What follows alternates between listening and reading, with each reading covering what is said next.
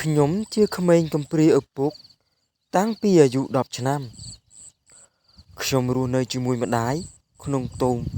តូចមួយនៅចុងភូមិជីវិតក្រីក្រណាស់ពេលខ្លះបាយមួយឆ្នាំងត្រូវចែកគ្នាញ៉ាំ2ថ្ងៃរាល់ព្រឹកខ្ញុំជិះកង់ចាស់ទៅកាប់អុសក្នុងព្រៃដើម្បីយកមកលក់ម្ដាយខ្ញុំឈឺជាញឹកញាប់តែគាត់តែងតែញញឹមដាក់ខ្ញុំកុំបារម្ភពីម៉ែអីកូនម៉ែនៅរឹងមាំទេទោះគាត់និយាយបែបនេះក៏ដោយខ្ញុំឃើញភ្នែកគាត់ពោពេញដោយភាពនឿយហត់ថ្ងៃមួយខ្ញុំត្រឡប់ពីព្រៃយប់ជ្រៅមេឃងងឹតស្ងាត់ចម្លែកខ្យល់ត្រជាក់បក់កាត់ស្លឹកឈើលាន់លឺធ្វើឲ្យចង់ព្រឺឆ្អឹងខ្នងពេលជិះកាត់ផ្លូវដីក្រហមចុងភូមិខ្ញុំឃើញស្ត្រីចំណាស់ម្នាក់អង្គុយយំក្រោមដើមពោធិ៍គាត់ស្លៀកពាក់សសក់ស្កូវរញ៉េរញ៉ៃខ្ញុំឈប់កង់ហើយសួរយាយយំរឿងអីស្ត្រីចំណាស់នោះលើកមុខមើលខ្ញុំទឹកភ្នែកគាត់ហូររហាមយាយកំពុងរងចាំកូនប្រុសគាត់ទៅណាបាត់គាត់ស្លាប់ជាង10ឆ្នាំហើយបេះដូងខ្ញុំញ័រភ្លាមពេលខ្ញុំពព្រិចភ្នែកមួយផ្លែតគាត់ក៏បាត់ទៅនៅសល់តែខ្យល់ត្រជាក់និងសំឡេងយំតិចពីចម្ងាយខ្ញុំប្រញាប់ជិះកង់ទៅផ្ទះដោយភ័យខ្លាចពេលទៅដល់ផ្ទះខ្ញុំប្រាប់ម្ដាយពីរឿងដែលបានឃើញម្ដាយស្ងៀមមួយសន្ទុះមុននិយាយថាកាលពីយូរមកហើយមានយាយម្នាក់រស់នៅចុងភូមិកូនប្រុសគាត់ចូលព្រៃរកអស់ហើយមិនដែលត្រឡប់មកវិញទេយាយនោះរងចាំកូនរហូតដល់ថ្ងៃស្លាប់ខ្ញុំស្ដាប់ហើយចិត្តសែនសង្វេគរាត្រីនោះខ្ញុំដេកមិនលក់សោះខ្ញុំគិតដល់ស្ត្រីចំណាស់ដែលអង្គុយយំម្នាក់ឯងក្នុងភាពងងឹតគាត់មិនបានរងចាំទ្រព្យសម្បត្តិគាត់មិនបានរងចាំអ្វីអស្ចារ្យទេគ្រាន់តែគាត់ចង់រងចាំកូនប្រុសម្នាក់ដែលគាត់ស្រឡាញ់បំផុតចាប់ពីថ្ងៃនោះមករាល់ពេលខ្ញុំចេញទៅធ្វើការខ្ញុំតែងតែត្រឡប់មកផ្ទះឲ្យលឿនជាងមុនព្រោះខ្ញុំដឹងថាមានមនុស្សម្នាក់កំពុងរងចាំខ្ញុំដូចគ្នាគឺម្ដាយរបស់ខ្ញុំហើយការរងចាំរបស់ម្ដាយមិនខុសពីព្រលឹងយាយចំណាស់នោះឡើយស្រងេះស្រងោចសោកសង្រេងនិងឯកានៅក្នុងភាពងងឹតនៃការនឹករលឹកបន្ទាប់ពីយប់នោះមកខ្ញុំនៅតែគិតដល់ស្ត្រីចំណាស់ដែលខ្ញុំបានឃើញក្រោមដើមពោធិ៍រៀងរាល់ល្ងាចពេលខ្ញុំថ្ងៃជិតលិចខ្ញុំតែងតែឮសំឡេងយំស្រទន់ពីចុងភូមិអ្នកភូមិខ្លះនិយាយថាវាគ្រាន់តែជាសំឡេងខ្យល់តែខ្ញុំដឹងថាវាមិនមែនទេវាជាសំឡេងនៃការរងចាំថ្ងៃមួយម្ដាយខ្ញុំឈឺធ្ងន់ជាងមុនគាត់កកខ្លាំងហើយគ្មានកម្លាំងក្រោកពីគ្រែទៀតខ្ញុំគ្មានលុយទិញថ្នាំខ្ញុំដើរខ្ចីលុយគេគ្រប់ផ្ទះតែគ្មានអ្នកណាមានលទ្ធភាពជួយឡើយយប់នោះខ្ញុំអង្គុយកាន់ដៃម្ដាយនៅក្បែរគ្រែគាត់ញញឹមទាំងទឹកភ្នែកកូនបើថ្ងៃណាមួយម៉ែលែងនៅកូនកុំយំពេកណាខ្ញុំក៏វិក្បាលម៉ែកុំនិយាយបែបនេះអីគាត់លូកដៃជូតទឹកភ្នែកឲ្យខ្ញុំមនុស្សគ្រប់គ្នាសុទ្ធតែមានថ្ងៃចាក់ចេញពាក្យនោះធ្វើឲ្យបេះដូងខ្ញុំឈឺចាប់យ៉ាងខ្លាំងជប់ជ្រៅខ្ញុំចេញទៅរកអោបអោសិតនៅក្នុងព្រៃព្រះច័ន្ទពេញវងបញ្ចេញពន្លឺស្លេកស្លាំងខ្ញុំដើរកាត់ដើមពោធិ៍ចាស់ម្ដងទៀតហើយខ្ញុំក៏ឃើញស្ត្រីចំណាស់នោះគាត់នៅតែអង្គុយយំបែរពេលនេះគាត់មិនមើលមកខ្ញុំទេគាត់សម្លឹងទៅផ្លូវឆ្ងាយដូចជាកំពុងរងចាំនរណាម្នាក់ខ្ញុំដើរទៅជិតយាយ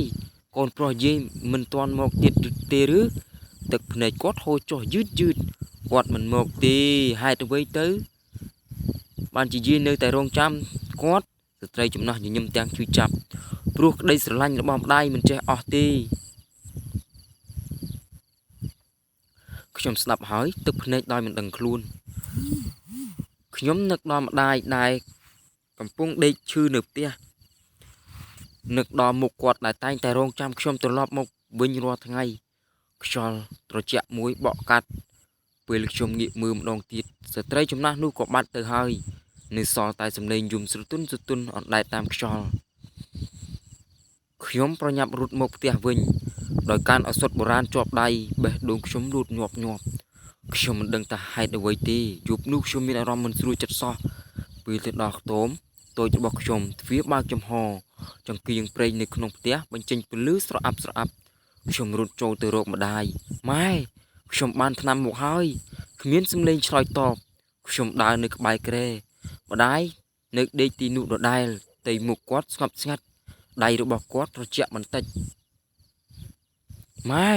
ខ្ញុំចាប់ដៃគាត់ម៉ែទឹកភ្នែកខ្ញុំហូរចុះភ្លាមគាត់បានចាក់ចេញទៅហើយដោយមិនរងចាំឱសថដែលខ្ញុំយកមក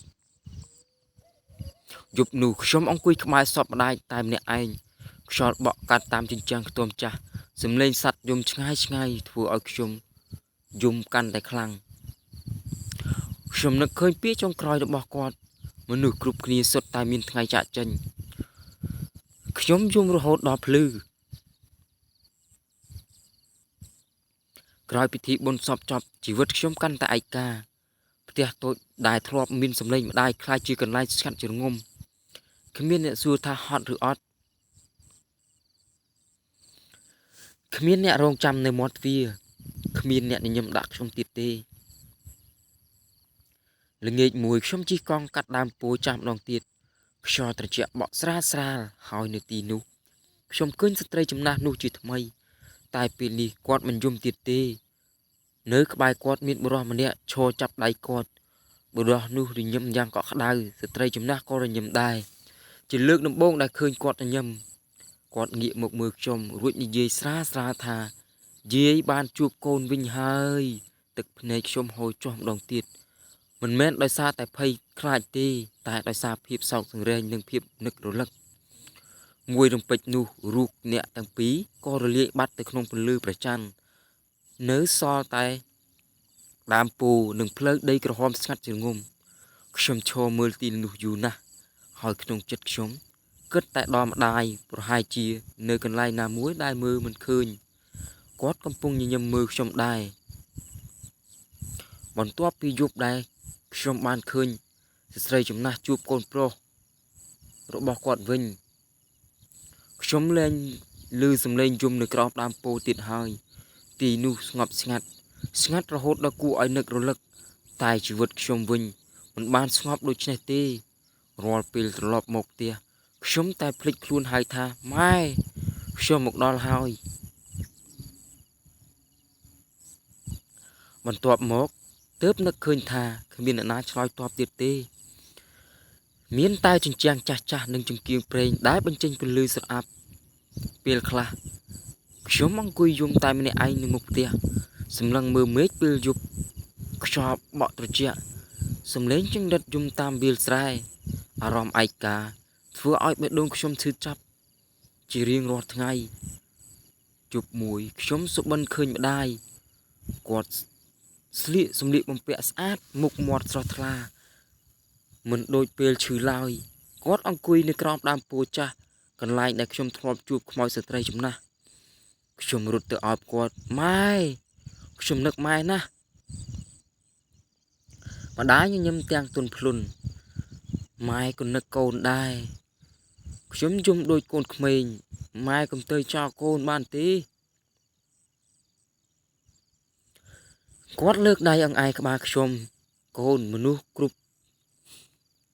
រស់ត្រូវតែបន្តដំណើរទៅមុខតែខ្ញុំនៅម្នាក់ឯងទេកូនមិននៅម្នាក់ឯងទេមានមនុស្សជាច្រើនដែលត្រូវការភាពល្អរបស់កូនខ្ញុំសម្លឹងមើលទៅគាត់ទាំងទឹកភ្នែកពន្លឺជំវិញគាត់ភ្លឺឡើងម៉ែស្រឡាញ់កូនណាស់នេះជាពាក្យចុងក្រោយដែលខ្ញុំបានឮបន្ទាប់មកខ្ញុំក៏ភ្ញាក់ពីដំណេកទឹកភ្នែកនៅសើមលើថ្ពាល់ខ្យល់បក់មកចូលតាមបង្អួចខ្ញុំដើរចេញទៅមុខផ្ទះពន្លឺថ្ងៃកំពុងតែរះឡើងយឺតជាលើកដំបូងបន្ទាប់ពីម្ដាយស្លាប់ខ្ញុំមានអារម្មណ៍ថាបេះដូងខ្ញុំស្រាលជាងមុនបន្តិចការឈឺចាប់មិនទាន់បាត់ទេការនឹករលឹកនៅតែមានតែខ្ញុំដឹងថាអ្នកដែលស្រឡាញ់ខ្ញុំមិនបានបាត់ទៅណាឆ្ងាយទេ ពួកគេស្ថិតនៅក្នុងការចងចាំរបស់ខ្ញុំជានិច្ចហើយនៅរាត្រីស្ងាត់ខ្លះពេលខ្យល់បក់កាត់ផ្លូវដីក្រហមចុងភូមិខ្ញុំហាក់ដូចជាឮសំឡេងម្ដាយខ្សឹបស្រាលថាកូនត្រូវរស់ឲ្យបានល្អណាសំឡេងនោះធ្វើឲ្យខ្ញុំញញឹមទាំងទឹកភ្នែកហូរតិចព្រោះទោះបីជាបែកគ្នាដោយសេចក្តីស្លាប់ក៏ដោយសេចក្តីស្រឡាញ់មិនមែនបាត់បង់ឡើយពេលវេលាកន្លងផុតត្រូវជាច្រើនឆ្នាំខ្ញុំលែងជាក្មេងក្រីក្រដែលជិះកង់ចាស់ទៅកាប់អុសក្នុងព្រៃទៀតហើយខ្ញុំមានផ្ទះតូចមួយនិងមានជីវិតសមរម្យជាងមុនប៉ុន្តែរាល់ឆ្នាំនៅថ្ងៃបុណ្យខួបម្ដាយខ្ញុំតែងតែយកផ្កានិងធូបទៅគោរពភ្នោគាត់ល្ងាចមួយខ្ញុំឈរមើលថ្ងៃលិចនៅក្បែរដើមពោធិ៍ចាស់ចុងភូមិដើមពោធិ៍នោះនៅតែឈរយ៉ាងស្ងប់ស្ងាត់ដូចថ្ងៃដែលខ្ញុំបានជួបស្ត្រីចំណាស់ជាលើកដំបូងខ្យល់ត្រជាក់បក់កាត់ស្លឹកឈើលឺសូរស្រទន់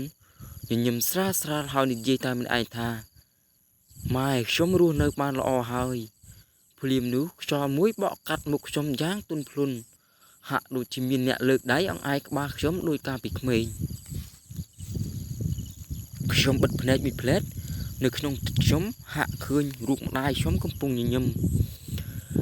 មិនមានទឹកភ្នែកទៀតទេមិនមានការឈឺចាប់ដូចមុនទៀតទេនៅសល់តែការនឹករលឹកដ៏កក់ក្ដៅព្រះអាទិត្យលិចបាត់ទៅនៅជើងមេឃដ៏សែនឆ្ងាយពន្លឺពណ៌មាសស្រទន់គ្របដណ្ដប់លើផ្លូវដីចុងភូមិហើយខ្ញុំក៏ដើរទៅទីនោះយឺតលើកនេះមិនដើរទៅចេញដោយសភាពសោកសង្រេងទេតែដើរចេញដោយការយល់ថាមនុស្សដែលស្រឡាញ់យើងអាចចាកចេញពីជីវិតយើងបានប៉ុន្តែសេចក្តីស្រឡាញ់របស់ពួកគេនឹងនៅជាមួយយើងជារៀងរហូតចំណែកដើមពោធិ៍ចាស់នៅចុងភូមិក៏នៅតែឈរស្ងប់ស្ងាត់ក្រោមពន្លឺព្រះច័ន្ទដូចជាអ្នកចាំថែរក្សាអាថ៌កំបាំងនៃក្តីស្រឡាញ់និងការនឹករលឹករបស់មនុស្សគ្រប់ជំនាន់ក្រោយពីថ្ងៃនោះទៅខ្ញុំលែងទៅកាន់ដើមពោធិ៍ចុងភូមិញឹកញាប់ទៀតហើយមនុស្សក្នុងភូមិនិយាយថានៅពេលយប់ខ្លះគេនៅតែឮសំឡេងយំស្រាលនៅទីនោះតែខ្ញុំមិនខ្លាចទៀតឡើយព្រោះខ្ញុំដឹងថាសំឡេងនោះមិនមែនជាការគំរាមទេវាជាសំឡេងនៃអ្នកដែលរងចាំនឹករលឹកយប់មួយខ្ញុំត្រឡប់មកពីធ្វើការហើយដើរកាត់ផ្លូវដីក្រហមដដែលខ្យល់ត្រជាក់ខ្លាំងជាងធម្មតាពេលខ្ញុំឈប់មើលទៅមុខខ្ញុំឃើញរូបម្ដាយនិងស្ត្រីចំណាស់ឈរជាមួយគ្នានៅក្រោមដើមពោធិ៍ពួកគាត់មិនយំទៀតទេមានតែស្នាមញញឹមស្រាលម្ដាយលើកដៃហៅខ្ញុំយឺតខ្ញុំមិនរត់ទេខ្ញុំគ្រាន់តែឈរមើលទាំងទឹកភ្នែកពន្លឺស្រទន់មួយបានលេចឡើងពីក្រោយពួកគេរូបទាំងពីរចាប់ផ្ដើមរលាយទៅក្នុងពន្លឺនោះបន្តិចម្ដងមុននឹងបាត់ទៅទាំងស្រុងម្ដាយនិយាយថាកូនកុំភ្លេចរស់ឲ្យមានសេចក្តីសុខណាបន្ទាប់មកស្ងាត់គ្មានរូបភាពទៀតទេមានតែខ្យល់និងស្លឹកឈើបក់ស្រាលខ្ញុំឈរនៅទីនោះយូរណាស់ទឹកភ្នែកហូរដោយស្ងៀមស្ងាត់តែជាលើកដំបូងក្នុងជីវិតខ្ញុំមានអារម្មណ៍ថាឯកាទៀតទេព្រោះខ្ញុំដឹងថាមនុស្សដែលខ្ញុំស្រឡាញ់មិនបានបាត់ទៅណាឆ្ងាយឡើយពួកគេគ្រាន់តែរស់នៅក្នុងពន្លឺមួយដែលមិនទាន់អាចទៅដល់ហើយរាល់ពេលខ្យល់បក់កាត់ផ្លូវដីក្រហមចុងភូមិខ្ញុំញញឹមស្រាលហើយនិយាយថាម៉ែខ្ញុំរស់បានល្អហើយ